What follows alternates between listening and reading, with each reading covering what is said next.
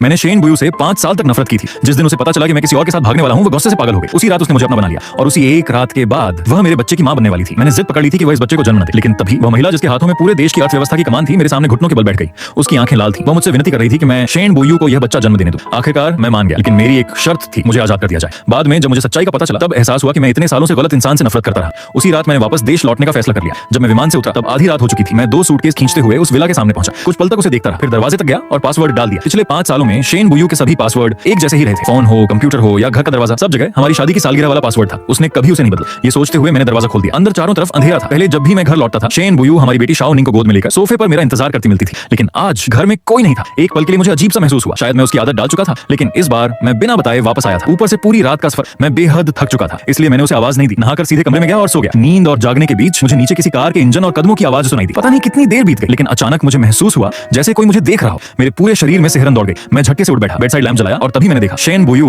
मेरे बिस्तर के पास बैठी थी। वह चुपचाप मुझे देख रही थी। उसके हाथ में मेरा हाथ था। उसे बिल्कुल उम्मीद नहीं थी कि मैं अचानक जाग जाऊंगा। उसके चेहरे पर घबराहट साफ दिखाई दे रही थी। वह तुरंत मेरा हाथ छोड़कर खड़ी हो गई। तुम आधी रात को मेरे कमरे में क्या कर रही हो? क्या तुम्हें पता नहीं इस तरह किसी को डराया जा सकता है? सॉरी, मैंने जानबूझकर नहीं किया। जब मैं घर लौटी तो नीचे तुम्हारा सामान देखा, तब समझ गई कि तुम वापस आ गए हो। बस तुम्हें देखने चली आई थी। मैंने फोन उठाकर समय देखा, रात के 1:30 बज रहे थे। तुम इतनी देर से घर क्यों आई हो? मेरे सवाल पर शेन बुयू स्तब्ध रह गई। उसे शायद उम्मीद नहीं थी कि मैं उसकी चिंता करूंगा। कुछ सेकंड तक वह मेरी ओर देखती रही, फिर जल्दी से बोली, कंपनी में नया प्रोजेक्ट में चल रहा है, इन दिनों बहुत व्यस्त हूं, इसलिए देर हो गई। मैंने शाओ निंग को परदादी के घर भेज दिया है। अगर पता होता कि तुम आज वापस आ रहे हो तो मैं उसे पहले ही ले आती। वो थोड़ी घबरा गई, फिर जल्दबाजी में बोली, मेरा मतलब ये नहीं है कि तुम्हें हर बात बतानी पड़े। मैं बस कहना चाहती थी अगर पहले बता देते तो मैं शाओ निंग को घर ले आती ताकि वह तुम्हारे साथ रह सके। मैं उसके चेहरे को देखता रहा, बार-बार देखता रहा। फिर अचानक मुझे हंसी आ गई। मैं सोचने लगा, क्या मैं इतना डरावना हूं जो शेन बुयू मुझसे इतनी घबराती है? ठीक है, कल शाओ निंग को वापस ले आना। अब जाकर आराम करो, काफी रात हो चुकी है। मेरी बात खत्म होते ही उसकी आंखों में चमक आ गई। उसने जोर से सिर हिलाया। ठीक है, उसके चेहरे की खुशी छिपाए नहीं छिप रही थी, जैसे उसे कोई अनमोल खजाना मिल गया हो। मैंने दरवाजा बंद होते देखा, फिर चुपचाप सिर झुका लिया और एक लंबी सांस ली। अगली सुबह जब मैं नीचे उतरा तो देखा कि शेन बुयू पहले से ही डाइनिंग टेबल पर बैठी हुई थी। उसका चेहरा हमेशा की तरह गंभीर था, लेकिन न जाने क्यों आज वह मुझे किसी स्कूल की छात्रा जैसी लग रही थी, जैसे कोई बच्ची अपने अच्छे व्यवहार से शिक्षक की तारीफ पाना चाहती हो। जितना ज्यादा मैं उसे देखता उतनी ही हंसी आने लगती। आखिरकार मैं हंस पड़ा। मेरी हंसी सुनते ही शेन बुयू ने सिर उठाया और तुरंत घबरा गई। उसके हाथों को समझ नहीं आ रहा था कि उन्हें कहां रखा जाए। जब उसने देखा कि मैं उसके सामने बैठ गया हूं तो वह और ज्यादा बेचैन हो गई। आखिर पिछले कई सालों में हमने शायद ही कभी साथ बैठकर खाना खाया था। इतनी नजदीक बैठना तो और भी कम हुआ था। उसे डर था कि कहीं अगले ही पल मैं फिर से तलाक की बात न छेड़ दूं, लेकिन मैंने कुछ नहीं कहा। मैं बस सामने रखे नाश्ते को देखता रहा। टेबल पर तरह तरह के व्यंजन रखे थे। तभी शेन बुयू धीरे से बोली, मुझे लगा तुम इतने साल विदेश में रहे हो, शायद तुम्हें यहाँ का नाश्ता पसंद ना आए, इसलिए मैंने आंटी से चीनी और वेस्टर्न दोनों तरह का खाना बनवाया है। मैंने उसकी ओर देखा। आगे से इतनी परेशानी मत किया करो, सिर्फ चीनी खाना बनवाना। मुझे भी बहुत समय हो गया है घर का खाना खाए हुए।